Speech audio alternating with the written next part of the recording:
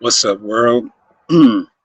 It's your boy, it's your favorite gaming commentator, Serpent20 Gaming, back with another video.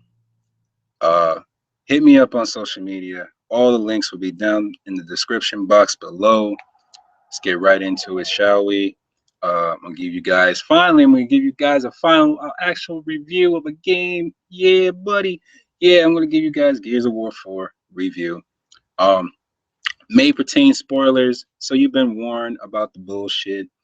And yeah, you know what? Let's get right into it, man. Let's get right into it. Now, I beat the shit out of the campaign, right? Beat the shit out of that. Also, been playing multiplayer lately, having a blast with that. And I dabbled here and there. I think I went through wave 30 in Horde. So I went halfway through Horde. Um, just to give you guys where I'm at as of right now. I feel like I can give you enough of a review for Horde since I went halfway, and I've been playing all the modes on multiplayer, so I haven't left nothing out with that. I've been having a blast. I've been trying to rank up on multiplayer on the actual multiplayer, and I played co-op on campaign as well as beating the whole shit solo. Um, so let's get right into it. Um, let's see. For what it was, I feel like it was an overall good game. Not saying it's bad, not saying it's fucking amazing, great, whatever. It's just okay, decent, um, mediocre at best. And I'm gonna tell you why, right? Um, Everybody knows Gears of War has 5 acts, right? It has 5 acts. And normally with a typical Gears game, you start off in the beginning, you learn the lore, you learn the setting, you learn what taking place in the beginning, act 1 lead into act 2, then you start getting into the meat the meat of the war between acts 2 through 4, and then you wrap the final confrontation in act 5, right? Typical. It happens every Gears 1, Gears 2, Gears 3, right? With Gears 4, I feel like they were lacking in the story progression um, aspect of the campaign, and I'm gonna tell you why. Right, the first 2 acts. Right now, the impression I got from the trailers before I went and bought this game, I assume you was gonna fight a mixed bag. You feel what I'm saying? Between the swarm and the DBs, right? I felt like if they would have did that, it would have been a much better experience. You had to mix up tactics, strategy, whatever. Pretty much with the swarm, they're pretty much like a mean looking version of the locust. I'd probably say a smarter version of the locust. Better AI, whatever. And the DBs are just like walking targets, basically walking targets. And you have to fight the DBs for the first 2 acts. The first 2 acts you're just shooting down robots, right? And the story, now don't get me wrong, the story as far as passing the mantle from old blood to the young blood, they did that well. I feel like they did that way better than Halo 5, when it came to passing the torch from Master Chief to Locke, right?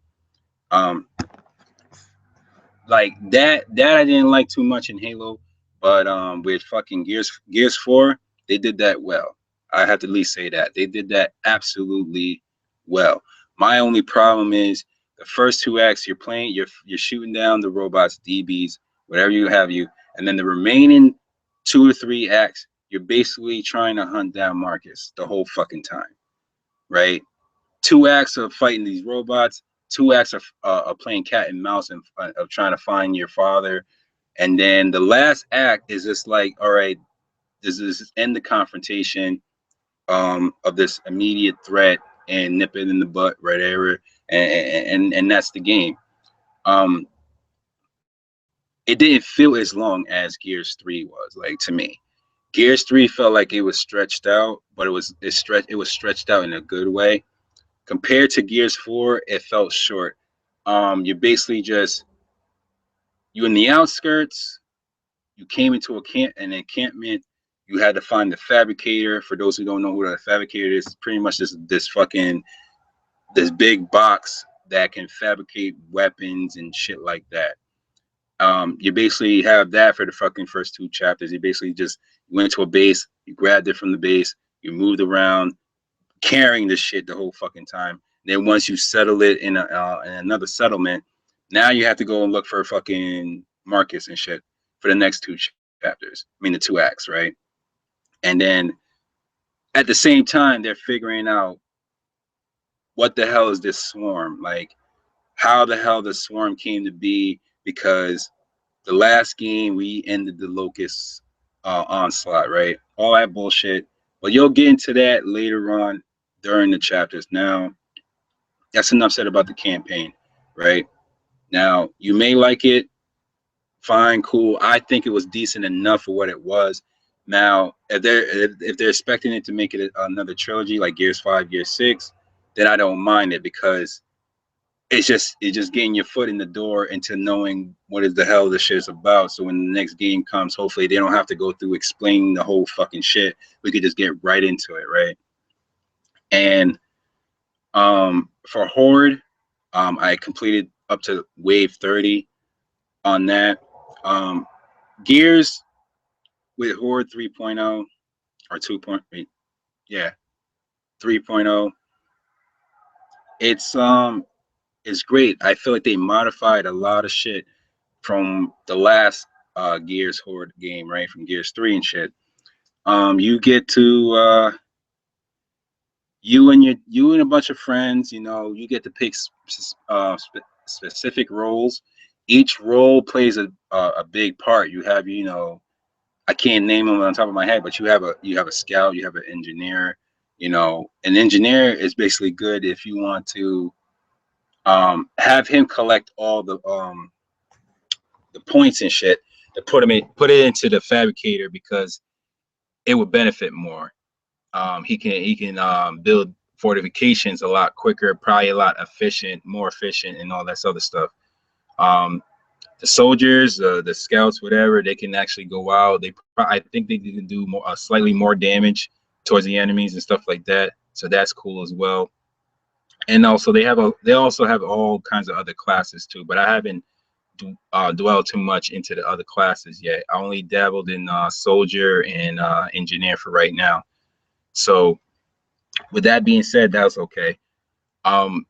So if you and a bunch of friends, each have a specific role y'all want to play, I feel like you will get to wave 50 no problem, no matter how hard the difficulty may come every 10 waves and shit. It'll still be great, and it'll still be good. You also get to deal with new enemies, the new swarm type of enemies, DBs as well. We also got new weaponry, and as well as old weapons from the previous games. So that, I feel like that's going to take a little learning curve to try to master, especially with the newer weapons. The DB weapons, they don't have scopes and shit, so because they're robots, they don't need a scope. I think they have scopes in their eyeballs, so they don't need a scope. So you have to actually you can still aim, but it won't be as great. And if you can shoot off the hip, like basically what most people do with the Nashers anyway, you'll be okay playing this game. And yeah, let me see. Multiplayer. I'm having fun playing Arms Race. Arms Race is good. You basically everybody starts off with one type of weapon, and you work your way down to each weapons. I feel like if you want to learn the majority of the weapons, at least the newer ones, because they mix a little bit of the old ones too, but the most part they have most of the newer ones in Arms Race. If you want to learn how the weapons work and stuff like that. That's a great game mode to try out a lot of shit. And played Guardian. Guardian was okay. You know, it's Guardian. You know, you played it before, you played it again. It's the same shit. Team Deathmatch is in there, and King of the Hill, things like that. Your typical game modes that most people play anyways in there. They added a couple new ones, which I actually like. I can't get enough of it. I think I'm ranked 34 as of right now doing this review. Been constantly playing it with a bunch of randoms. I may play it with a friend or two. It's just an overall great game. It's just the story is not that great, but as far as passing the mantle from old blood to new blood, from Marcus to JD, that's what it was. And also, you know, the ending, I'm not gonna spoil shit. Don't worry, I'm not spoiling no ending. But once you see that fucking ending, you gotta be like, oh my fucking god, can't wait for Gears 5. Because they left us in such of a cliffhanger. It's not even funny, man. But yeah, that's my overall thoughts. I'm gonna give you guys just a quick rundown. The single player is all right. Multiplayer was great. Horde was okay.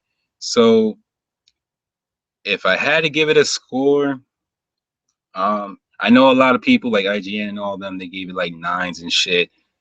Trust me, it's not a fucking 9, right? But it's not a 7 either. I would say it's a good solid 8, maybe 8.5. Just pushing it just a little bit. I would say at least 8.5, right? What they did well. There's things they could just whatever they lacked of, it can easily be reprimanded. I'm looking forward to DLC and stuff like that. So yeah, that's it, man. I'm gonna give you guys that's my thoughts. That's my impressions. Like the video if you like it. Share the video. Do what you gotta do. Hit me up on social media. You know what it is. And I'm out this place, man. I'm out. Peace.